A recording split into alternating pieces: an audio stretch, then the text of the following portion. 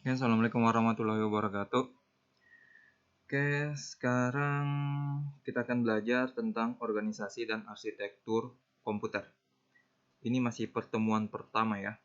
Jadi untuk pertemuan pertama nanti kita akan bahas masih dasar-dasar saja dulu sama perkenalan tentang inti dari perkuliahan ini ya.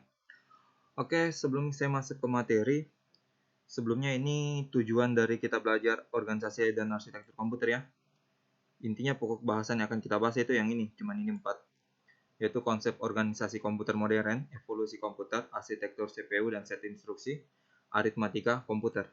Jadi sebenarnya fokusnya kita cuma ini 4 ya, tapi nanti kita lihat kondisi waktu. Kemudian deskripsi mata kuliahnya kalian bisa baca saja nih. Merupakan mata kuliah yang memberikan bekal. Oke, intinya ini cuman untuk materinya ya. Ini apa ya? Cuman pokok bahasannya kayak gitu. Oke, sekarang kita langsung ke materi awal dulu ya, untuk pembukaan saja. Oh ya, sebelum ke materi, di sini bahan literatur yang saya gunakan ini buku yang kayak ini ya, tentang komputer organisasi dan arsitektur dari William Stelling. Buku ini sudah cukup lengkap menurut saya. Kelebihannya ya cukup lengkap, tapi kekurangannya dia bahasa Inggris. Jadi kalian harus paham sedikit bahasa Inggris ya, walaupun cuma bahasa Inggris dasar. Karena dia ini full English bukunya. Tapi kalau dari segi kelebihan ini sudah sangat lengkap ini buku. Dia bahas dari komputer dari paling luar sampai ke paling dalamnya komputer. Oke, kita masuk dulu ke materi sedikit untuk perkenalan saja. Organisasi dan arsitektur komputer. Sebelumnya, kita harus tahu dulu itu apa arsitektur dan organisasi komputer. Oke, untuk pengertiannya sendiri bisa kalian baca saja. Organisasi komputer merupakan unit operasional dalam komputer yang saling berhubungan, sedangkan arsitektur komputer merupakan konsep perencanaan dan struktur pengoperasian dasar dari suatu sistem komputer. Jadi gini, organisasi komputer itu lebih mengarah ke komponen-komponen dalam komputer yang saling berhubungan. Dia ibarat organisasi. Organisasi berarti ada strukturnya kan. Ada siapa ketua, siapa inti, siapa anggota lah kayak gitu. Jadi intinya dia kayak gitu. Dia ini komponen yang saling berhubungan. Sedangkan arsitektur komputer, dia itu konsep perencanaan dan struktur pengoperasian. Jadi arsitektur ini lebih mengarah ke cara kerjanya. Lebih mengarah ke blueprint lah. Kalau kalian pernah dengar istilah blueprint. Kayak gitu ya arsitektur komputer, desainnya. Oke, kita kembali ke PDF-nya dulu. Mengapa mempelajari arsitektur dan organisasi komputer? Ini saya ambil materi punya Priyo Handoko ya, Eskom MTI, profesor dia ini. Oke, perkenalan, kita masuk ke perkenalan dulu. Ini enggak perlu ya, kompetisi dasar sudah tadi. Oke, organisasi dan arsitektur komputer. Arsitektur komputer ya, dia lebih mengarah ke atribut, visible, impact langsung, direct impact dari logika yang eksekusi yang pada logika. Kemudian organisasi komputer lebih mengarah ke operasional unit, interconnection, hubungan, realisasi, arsitektur, spesifikasi. Dia merealisasikan atau melaksanakan dari arsitektur ini.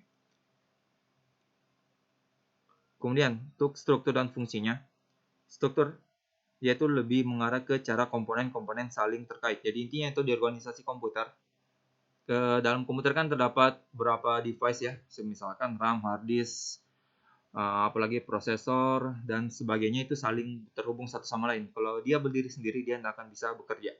Fungsinya, operasi masing-masing komponen sebagai bagian dari struktur. Jadi tiap struktur itu memiliki fungsi yang berbeda-beda atau memiliki fungsi masing-masing.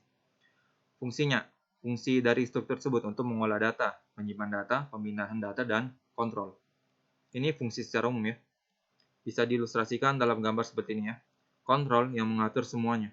Di sini ada perpindahan data, proses data, dan penyimpanan data. Diatur oleh kontrol. Ini operasi yang berjalan. Nah, kemudian struktur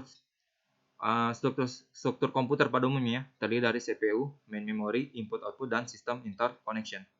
Kayaknya ini pernah saya bahas di mata kuliah mikroprosesor. Kalau bagi yang pernah kosen dasar ingat saya atau saya lupa juga.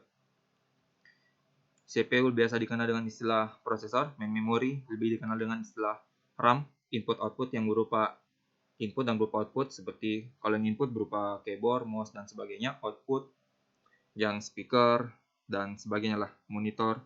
Sistem interconnection hubungan antar device pada komputer. Oke, kita lanjut lagi dulu ya. Nah, ini tadi struktur CPU ya. Bisa kalian lihat dalam gambar ini.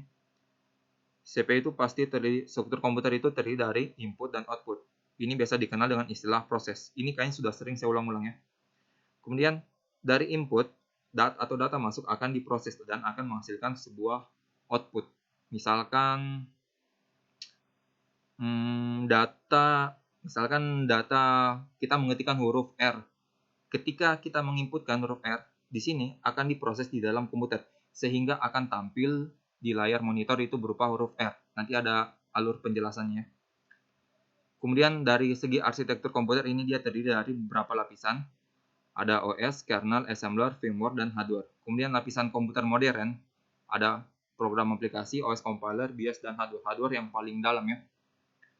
Oke, ini karena masih awal, nanti kita akan bahas lebih lanjutnya di pertemuan selanjutnya atau di materi selanjutnya. Intinya kita akan bahas nanti masalah device-device yang ada pada dalam komputer. Maksudnya gini, yang akan kita bahas itu lebih mengarah ke hubungan antar device dalam komputer dan cara pengoperasiannya, cara penggunanya lah, cara dia berfungsi. Oke, sampai sini mungkin kalau ada yang ingin dipahami atau ditanyakan, silakan share pertanyaan saja di grup ya. Saya akhiri untuk pertemuan pertama atau materi pertama ini, nanti kita lanjut di pertemuan selanjutnya untuk membahas lebih lanjut ini tentang lapisan-lapisan yang ini, nanti ada di bawah penjelasannya. Oke, saya kira dulu. Assalamualaikum warahmatullahi wabarakatuh.